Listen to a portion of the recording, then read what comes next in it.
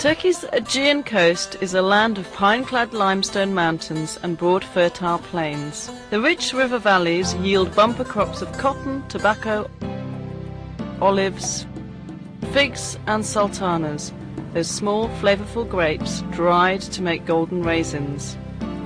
The Aegean climate is mostly mild and pleasant, with hot dry summers and cool rainy winters. In ancient times, the Aegean coast was a land of kingdoms. Aeolis, later Pergamum, Caria, Ionia and Lydia. It produced some of history's most memorable people, including King Midas of the Golden Touch, King Croesus, the inventor of coinage, the poet Homer, and Herodotus, the world's first great historian. Pergamum, in the North Aegean, rose to prominence after the death of Alexander the Great in 323 BC. Soon its king ruled much of western Anatolia. Parchment was invented here, helping Pergamon's library of more than 200,000 books to rival that of Alexandria. The Asclepion of Pergamon, directed by Galen, was the world's first great medical centre.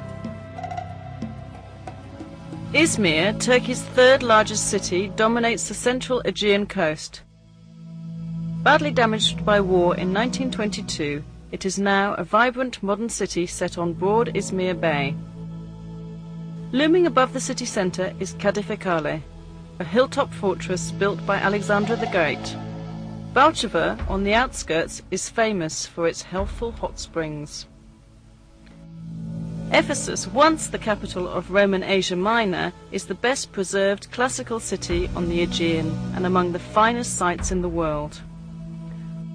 Walk its marble streets past classical temples, libraries and houses to the 24,000-seat Great Theatre, and you can easily imagine yourself transported back to Roman times. Ephesus grew rich from trade coming into its well-sheltered harbour. Pilgrims travelled the royal road from the east to pay homage to Cybele Artemis, the Anatolian fertility goddess. Her stupendous temple at Ephesus, called the Artemision, was among the 7 wonders of the world. St. Paul preached to throngs in the Great Theatre, and legend has it that the Virgin Mary came to Ephesus with St. John at the end of her life. Among the highlights of a stroll through Ephesus are the 2nd century Library of Celsus, beautifully restored, the Temple of Hadrian, from about the same time, the Odeon, or Council Chamber, and the Prytaneum, or City Hall. The terrace houses on the hillside overlooking the main street are filled with fine mosaics. Many have been restored.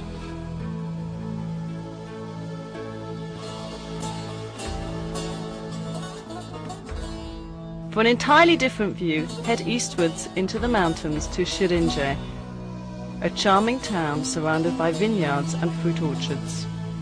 Relax in one of its restaurants and enjoy a glass of local fruit wine.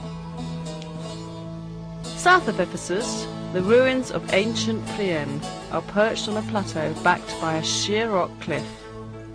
Beneath the plateau sprawls the broad floodplain of the river Meander, whose name is now used to describe twisting, turning rivers everywhere. Priene flourished during the 2nd century BC and was among the first cities to have a right-angle street plan. Set on this innovative street grid are Priene's great buildings, such as the Temple of Athena, the theatre, the gymnasium and the stadium. South, across the floodplain from Priene, is Miletus, an even larger and more important city with a freestanding 15,000-seat theatre.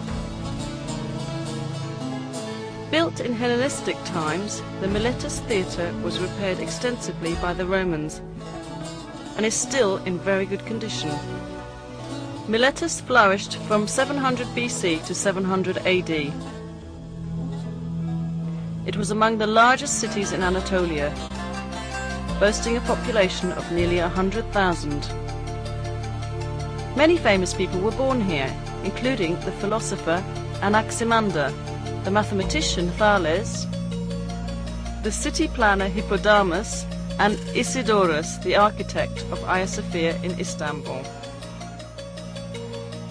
A short distance south of Miletus is Didyma, famed for its gigantic marble Temple of Apollo, from which mystic priests issued enigmatic prophecies rivaling those of Delphi. The famous South Aegean resort of Bodrum, known in ancient times as Halicarnassus, was the birthplace of Herodotus, the father of history. Halicarnassus enjoyed its great prosperity during the 4th century BC under King Mausolus. Upon his death, his wife fulfilled his plan for a gigantic royal tomb. Called the Mausoleum, it was among the 7 wonders of the world.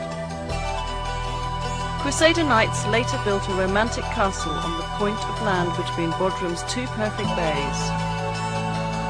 It's now the world's foremost museum of underwater archaeology.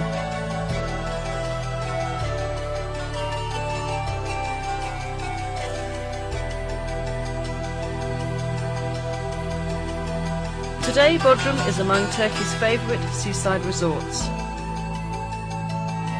Noted for its waterfront restaurants, its many yachts and its chic nightclubs.